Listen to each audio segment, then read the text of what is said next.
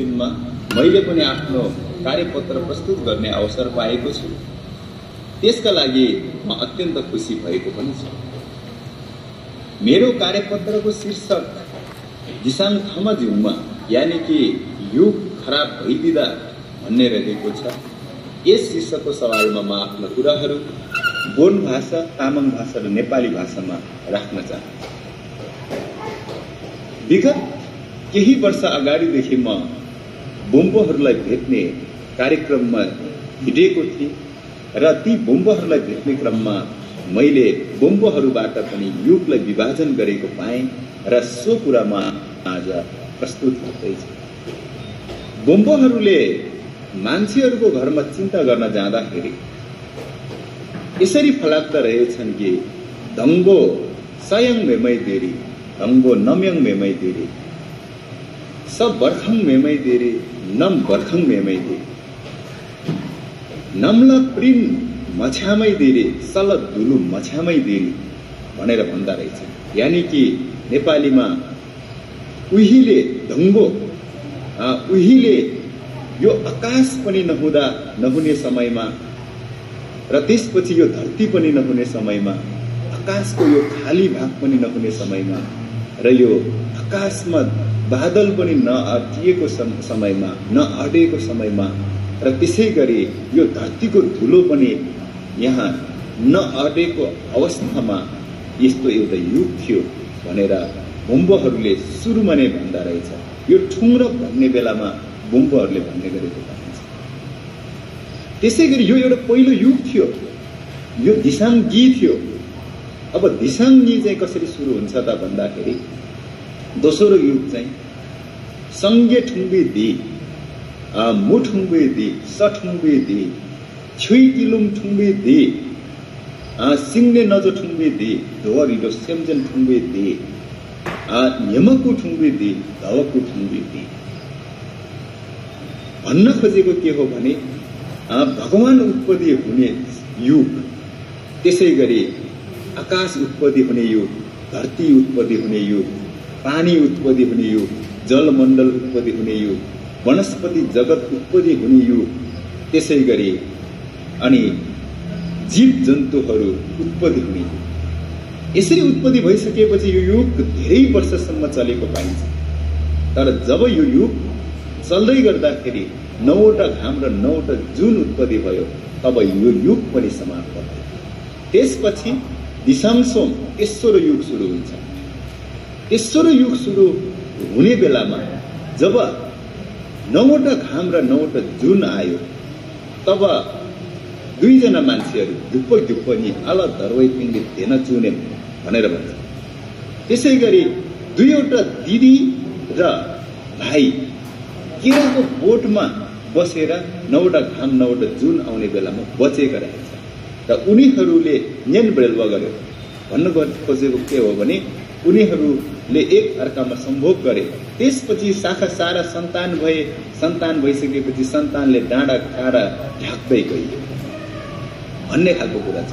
त्यसपछि ग्यागरदेन ठुङ्बी दि, ग्यागरदेन भनेको चाहिँ के हो भने गे भनेको पोखरी, ठुलो ताल र त्यसपछि खर्ब भनेको चाहिँ सुक्नु र खर्ब गरेपछि बाँकी रहेको जुन एउटा जमिन हुन्छ त्यसलाई चाहिँ देन भनेर भनिन्छ। त्यसैले या खर देन भनेको चाहिँ गेखर देनबाट बनेको हो। जसरी पहिला हामीले लेखबजी पुङ्ग भन्ने कुरा अहिले आएर हामीले चाहिँ लातले हान्ने भन्ने कुरा हुन गयो। पहिला चाहिँ लक्प भनेको याद थियो, हात थियो र त्यसपछि कङ्ब भनेको मात्रै खुट्टा थियो। तर लक्पजी पुङ्ग भन्दाखेरि हातले हान्नु पर्ने थियो। तर पछि लातले हानेको कारणले गर्दाखेरि हातले हान्छु भन्ने कुरा अहिले आएर लातले हान्छु लक्पजी पुङ्ग भन्ने कुरामा अर्थ परिवर्तन भएको जस्तै गेखरदेन भन्दा भन्दै पछि कालन्दरमा आएर त्यो गेखरदेन चाहिँ ग्यागरदेन भएको भनेर पश्चिमे तामाङका बुढापाकाहरू अग्रजहरूले भन्ने गरेको मैले सुनेको छु।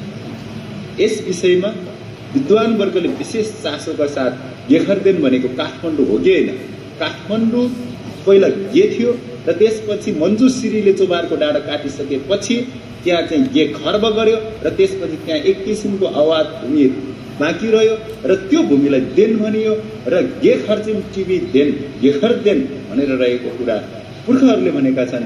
यो कुरामा विशेष चासोका साथ सबैले हेर्नुपर्छ। गेखर देन उत्पत्ति भइसकेपछि त्यहाँ पेम घेसरे दोङ्गो भनेर सिम्बलको रूप उत्पत्ति भयो। त्यसपछि कल्देनसँगै उत्पत्ति भयो।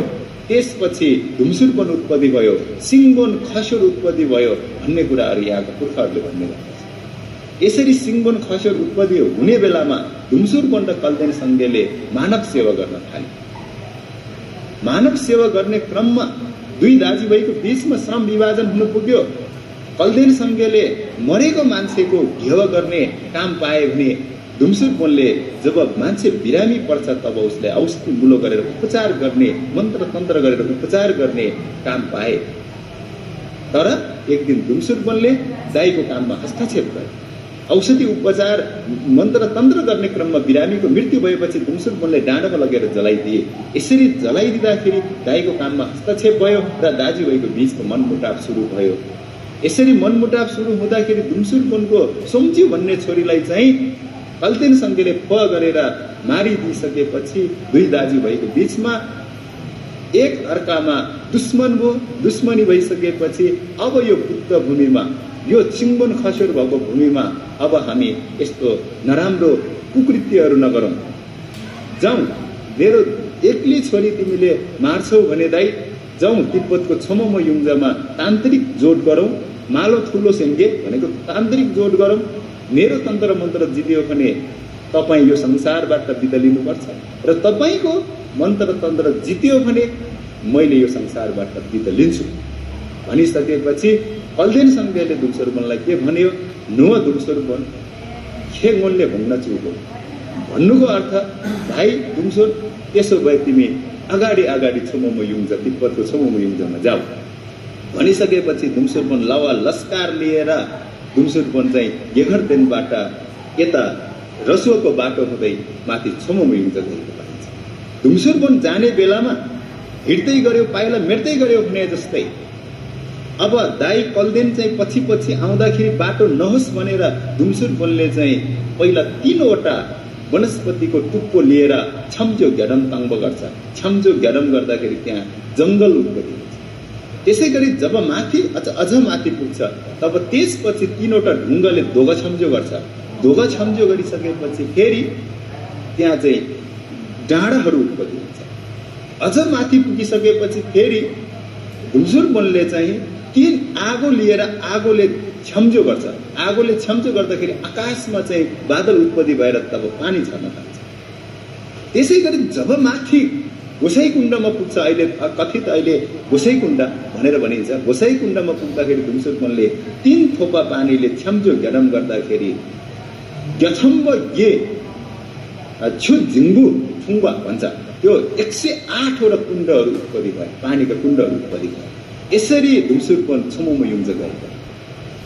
यसरी जाँदाखेरि कल्देनसँगै चाहिँ गेघरदेनमा घरमै थिए र घरमै हुँदाखेरि कल्देनसँगैले अन्तर ध्यानले हेरे म जाने बाटोमा केही खराबी छ कि छैन, बाधा अवरोध छ कि छैन भनेर अन्तर्दृष्टिले हेर्दाखेरि कतै जङ्गल, कतै पानी परिरहेको, कतै डाँडा, कतै ताले ताल, कतै पोखरी पोखरी भइसकेपछि अब म हिँडेर गएर हुँदैन भन्ने निष्कर्षका साथ कल्देनसँगै चाहिँ गेघरदेनबाट चङ्गल, नुवाकोटको चङ्गलबाट फिगुरी हुँदै माथि चाहिँ तिब्बतको चाहिँ छोमोमो युङ्जा गएको पाइन्छ। यो बर्चे लम्सिल मन्त्रमा पनि यो कुरा उल्लेख गरेको छ।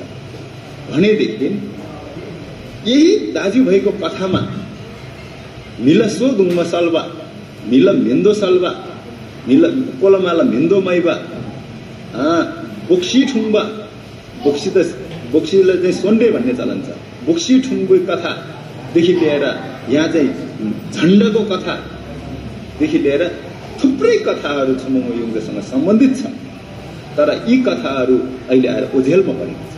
यी कथाहरूलाई एकतिर राख्दै म अहिले आफ्नो कार्यपत्रलाई रफ्तारमा अगाडि बढाउने क्रममा जब धुमसुरबनले गेघरदेनमा मान्छेको बीचमा मान्छेलाई उपचार गर्न जाने क्रममा धुमसुरबनले चाहिँ यो युगको बारेमा भनेका थिए। यो युग कस्तो हुनेछ, यो तेस्रो युग कस्तो हुनेछ, दिसङसोम कस्तो हुनेछ भन्ने कुरा दुम्सुरपनले यसरी भने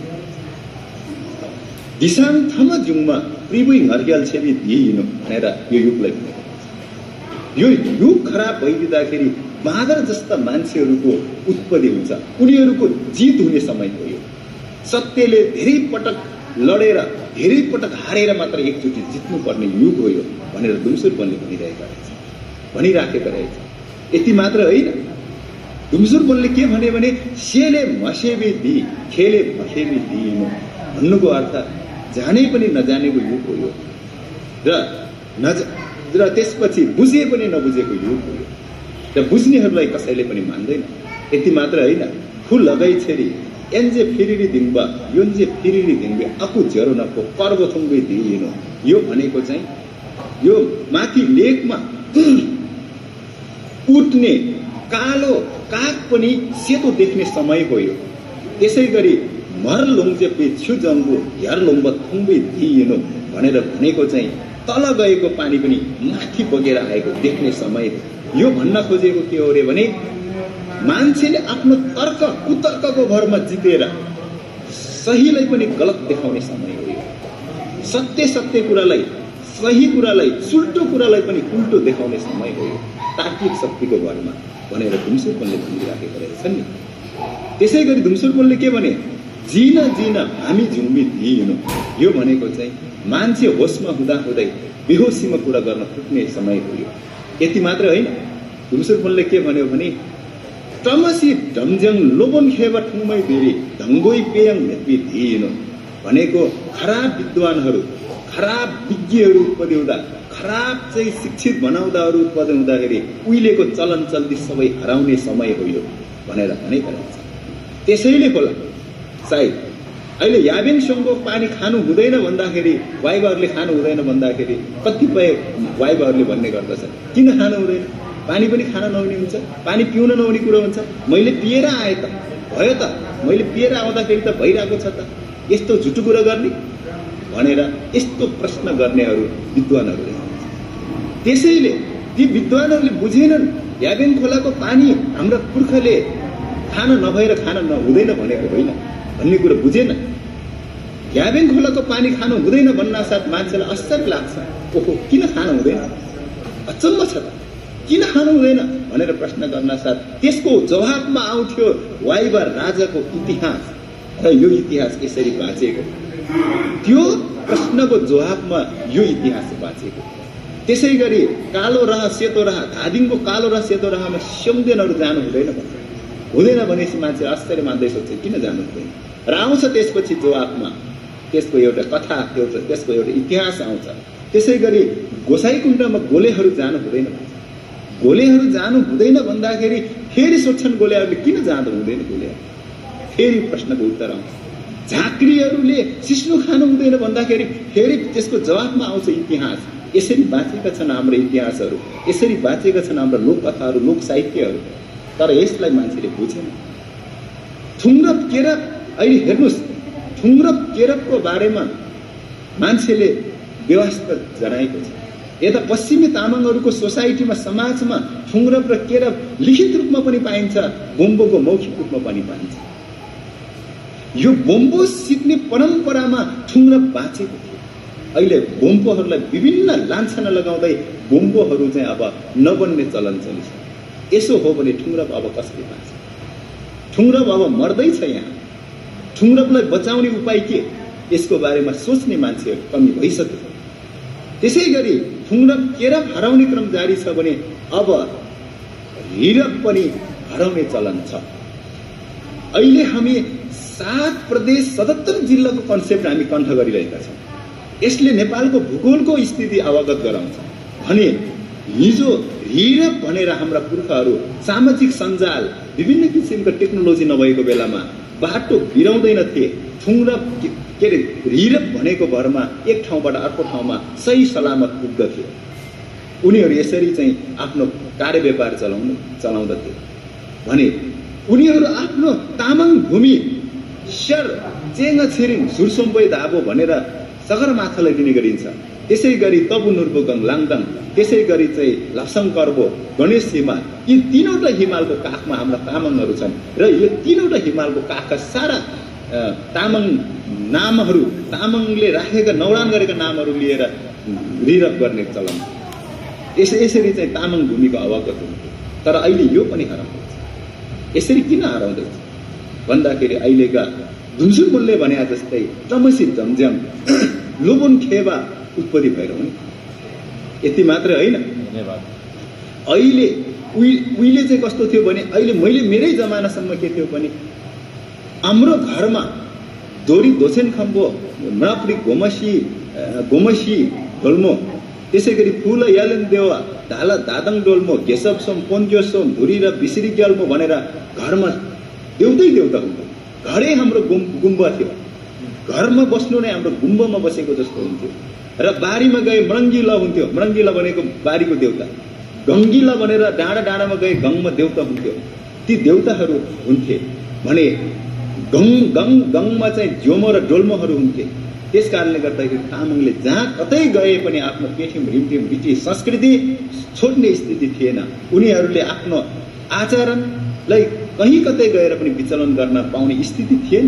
जताततै उनीहरूले आफ्नो आचरणलाई सही ढङ्गमा राख्नुपर्ने स्थिति थियो।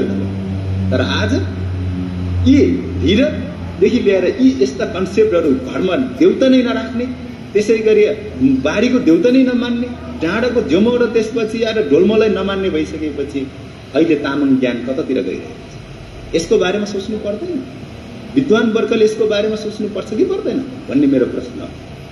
यति मात्र होइन, पहिलाका मान्छेले अहिले तामाङ भाषामा वनस्पतिका नामहरू हराउँदैछन्। तर हाम्रा पुर्खाले वनस्पतिको नाम कसरी जोगाएका? भेनमाला धुम्मसल्व भन्दाखेरि वनस्पतिको नाम दिए। त्यसै गरी कोलामाला मेन्दो माइबा भनेर बोम्बोहरूले चाहिँ सारा मेन्दोहरूको नाम दिए। चिची मेन्दो जेबल भन्ने दोहोरो वाइमा गीतमा मेन्दोकै कुराहरू आउँछ। त्यति मात्र होइन, त्यसै गरी सङ भन्ने हुन्छ त्यो धुप बाल्ने। लेकमा कुन धुप बाल्ने, बेसीमा कुन धुप बाल्ने, लदिङ लुङ्गी छाम्री भनेको लेक र बेसीको बीचमा चाहिँ कुन धुप बाल्ने भन्ने कुरा यहाँ प्रशस्त रूपमा बोम्बोहरूले भन्ने गरे। अब धुप बालेर यो कुरा भन्नै छोडिसकेपछि हाम्रो ज्ञान कसरी? हाम्रा अहिलेका बालबच्चाले, हाम्रा सन्तानले चाहिँ कसरी चाहिँ तामाङ ज्ञान सिक्ने, तामाङ ज्ञान कसरी पुस्तान्तरण हुने भन्ने सवालमा अझै पनि हामी एकदम सजग हुनुपर्ने जरुरी छ। पहिला हाम्रा तामाङ घरहरूमा, पश्चिमका तामाङ घरहरूमा हरेकमा श्यामा बुन्ने, रेन्जा थारा र ढोका थारा भन्ने तान हुन्थ्यो, झुन्डिएको हुन्थ्यो। उहिले श्यामा बुन्न नजान्ने, त्यसै गरी त्यो फेङ्ग भने त्यो चाल्ने सिस्नो, पाजिया पोलो भन्छ, चाल्ने सिस्नोको बोक्रालाई चाहिँ खरानीसँग मिसाएर पकाएर त्यसलाई चाहिँ धोएर त्यसलाई सुकाएर त्यसलाई चाहिँ विभिन्न किसिमको धागो बनाएर विभिन्न किसिमका कपडाहरू, पोसाकहरू बनाए। त्योभन्दा पहिला चाहिँ भेडाको ऊनलाई चाहिँ ऊनबाट चाहिँ कपडाहरू बनाइन्थ्यो, राडीहरू बुनिन्थ्यो। भने यसरी आफूलाई र आफ्नो श्रीमानलाई चाहिने पोसाक बुन्न नसक्ने केटीले अथवा पोसाकको ज्ञान नहुने, सिप नहुने, पोसाक बुन्ने सिप नहुने केटी मान्छेले श्रीमान पाउँदैन थियो नि त विगत। त्यसै गरी केटा मान्छेले पनि सिप नभएको केटा मान्छेले पनि श्रीमती पाउँदैन थियो। उसले घर छाउन जान्नु पर्थ्यो, त्यसै गरी घर बनाउनको लागि गाह्रो लगाउन जान्नु पर्थ्यो, खेतबारीको गाह्रो लगाउन जान्ने, खन्न राम्रोसँग खन्न जान्ने, हालो तास्न जान्ने, विभिन्न किसिमका काठहरू तास्न जान्ने, विभिन्न किसिमका औजारहरूको बीज तास्न जान्ने, त्यसै गरी नाम्लो बुन्न जान्ने, त्यसै गरी डोरी बनाउन जान्ने, यस्ता यावत सिपहरू चाहिँ केटा मान्छेमा हुनुपर्छ। यदि केटा मान्छेमा त्यस्तो सिप छैन भने नि उसले पनि श्रीमती पाउन मुस्किल थियो। त्यसैले हाम्रो तामाङहरू विगतको कालखण्डमा विभिन्न किसिमका निरङ्कुश शासकहरू, जहानिया शासनदेखि लिएर विभिन्न किसिमका खराब शासन व्यवस्थामा पनि हाम्रा तामाङहरू सिपमा बाँचेका थिए। अहिले यो सिपलाई विज्ञानसँग जोड्ने को? यो सिपलाई विज्ञानसँग जोडेर हेरिदिने को? यो प्रश्न। तसर्थ म के भन्न चाहन्छु भने कतै दिसङ थम जिउमा धुमसुर बोलले भनेको जस्तै त हामी भइरहेका छैन। त्यसो हो भने उत्तम विकल्प के? यो समाजमा, अहिलेको समाजमा उत्तम विकल्प के त? के विद्वान बन्ने नाममा हाम्रा पश्चिमी तामाङहरू के भन्छन् भने अहिले नखी भनेको सबै नखी, कालोलाई पनि नखी, पहेँलोलाई पनि नखी, त्यसै गरी फेरि सेतोलाई पनि नखी। वास्तवमा पहिला नखी भनेको चाहिँ कालो कुकुरलाई मात्र नखी भनिन्थ्यो। नक्पो भनेको कालो हो, खी भनेको कुकुर हो। त्यसैले जीवलम ताहे ब्रुक ब्रुल तक लुक प्रे ज्या खी भनेको कुकुर हो नि त। लोहोरमा किन खी मात्रै भनेको कुकुरलाई भन्दाखेरि नखी भनेको चाहिँ कालो कुकुर थियो। त्यसो हो भने सेतो कुकुरलाई के भनिन्थ्यो? कर्खी भनिन्थ्यो। त्यसो हो भने पहिलो कुकुरलाई के भनिन्थ्यो? शेरखी भनिन्थ्यो। अहिले पनि तामाङ गाउँ घरमा शेरखी नै भन्ने र त्यसपछि कर्खी नखी भन्ने चलन छ। त्यसै गरी यो विद्वानले अझै पनि आफ्नो विश्लेषण पुगेको छैन। उसले आफ्नो विश्लेषणको जगमा थोरै विश्लेषण गरेर धेरै कुराको निष्कर्ष दिनु हुँदैन। जसरी पूर्वमा गोर्गी गोर्नी गोर्गो गोर्ली भनेर 1 2 3 4 भन्ने छ, आफै 0 भन्ने 0 बिर्सन। गोर भनेको 0 हो, 0 1 0 2 0 3 0 4 0 1 0 2 0 3 0 4 भनेको रहेछ नि। आखिर गोर भनेको त 0 हो नि। गोर भनेको कुरा 0 भन्ने कुरा थाहा हुँदा हुँदै उतातिर 0लाई चाहिँ टोङ्गो भन्ने चलन छ। अनि यो पनि त विश्लेषण पुगेन नि हजुर। त्यसैले यस्ता विश्लेषक यस्ता विद्वानहरूलाई चाहिँ धुमसुर बोलले चाहिँ यो दिसाङ थमजुङमा चाहिँ टमसी डम्जङ लोपुन खेबा भनेर भनिएको पाइन्छ। यस्ता मैले यावत कुराहरू हजुरहरूको सामु राखेँ। हजुरहरूले सुनिदिनुभयो। हजुरहरूलाई धेरै धेरै धन्यवाद। गल्ती भएमा माफ गर्नुहोला। हस्त।